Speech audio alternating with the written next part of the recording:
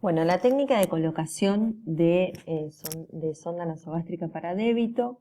Bueno, primero debemos lavarnos las manos al inicio del procedimiento, preparar todo el material, presentarnos al usuario, identificarnos si es el paciente correcto, explicarle lo que vamos a hacer, si es que colabora y tiene un sensorio adecuado para poder comprendernos. Verificamos la capacidad para colaborar.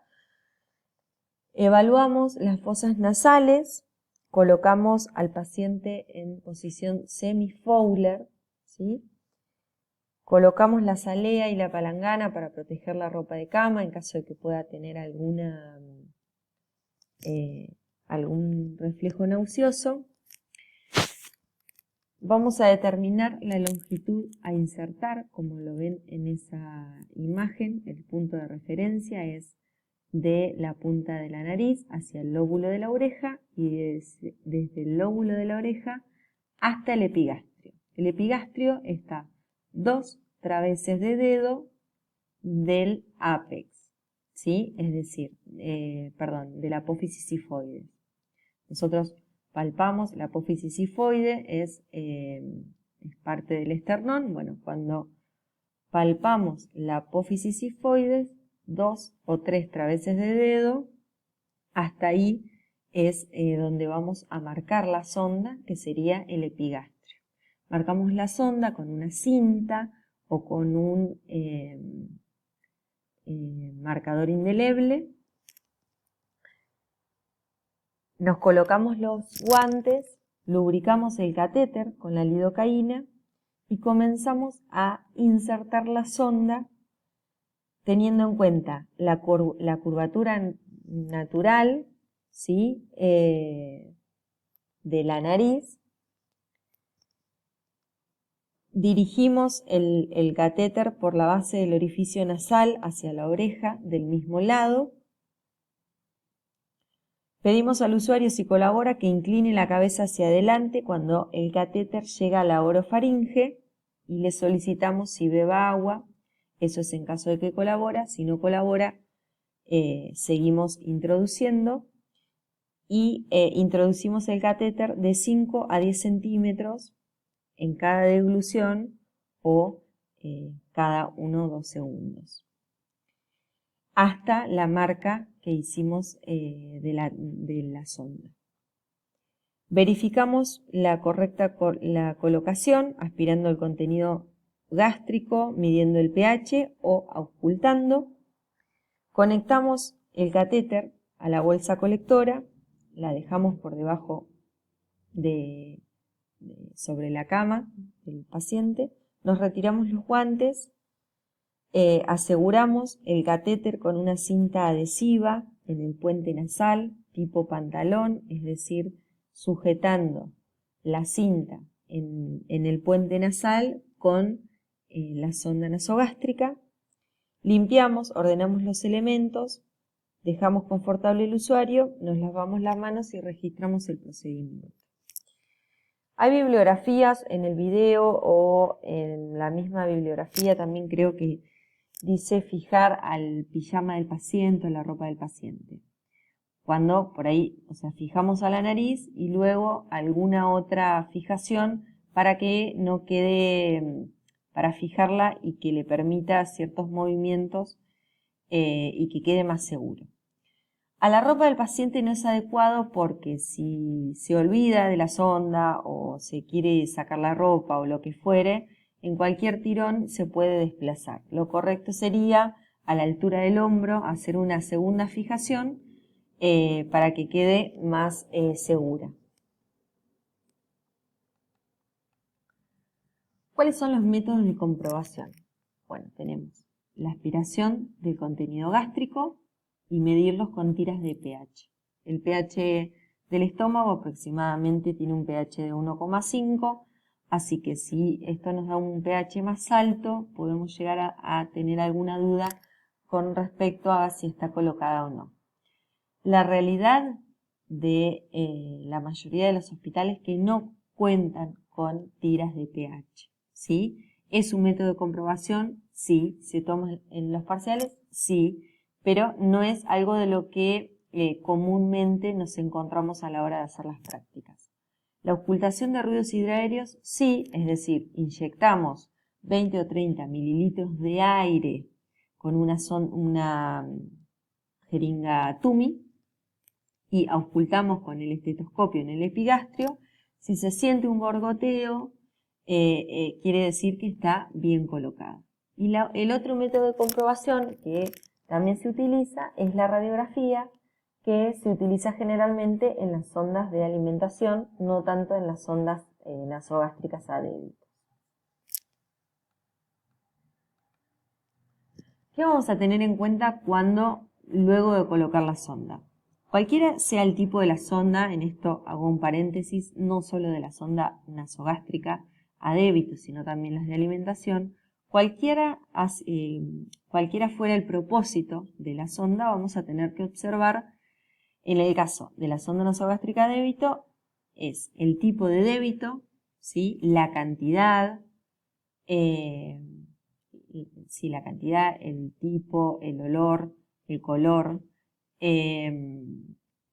todo eso lo vamos a tener que registrar.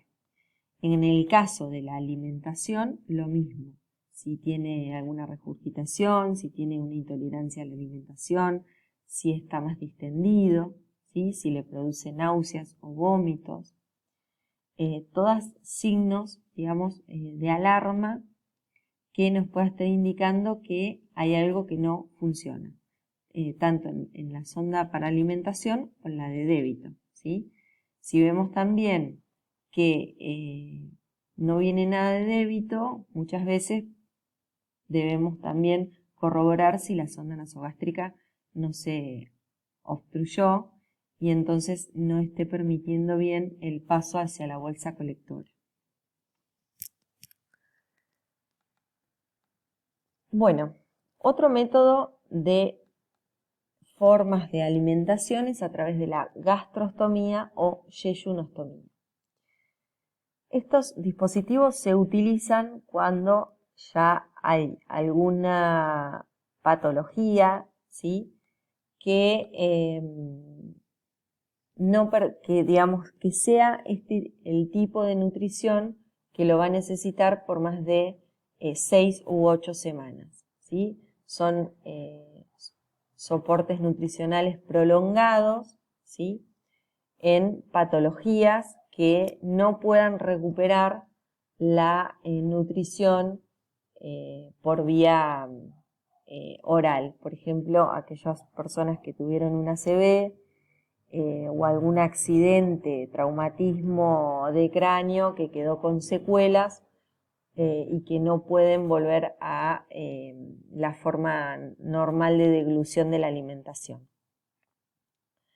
Estas sondas se colocan ya sea en el estómago o en el yeyuno por medio de un procedimiento quirúrgico mediante la laparoscopía, es decir, a través de la pared abdominal se coloca un dispositivo, ¿sí? que llega hasta el estómago o hasta el yeyuno, ¿sí? Y se evita, digamos, todo el trayecto nasal, esofágico de la sonda nasogástrica y directamente se alimenta por este medio. También se lo llama comúnmente botón gástrico. Algunos niños con algunas patologías particulares, como los que tienen parálisis cerebral, también les colocan las gastrostomías. Bueno, la gastroclisis entonces es el procedimiento por el cual se introduce un alimento en la cavidad gástrica a través de una sonda.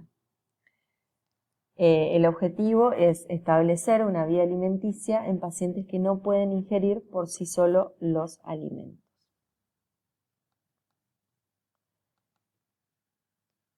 En el caso de la alimentación enteral, el tipo o la frecuencia de los alimentos y la cantidad son ordenadas por el médico o la nutricionista. ¿Se acuerda que vieron que la unidad de medida de energía se medían en calorías o kilocalorías. Bueno, generalmente los alimentos enterales también son aportados en kilocalorías.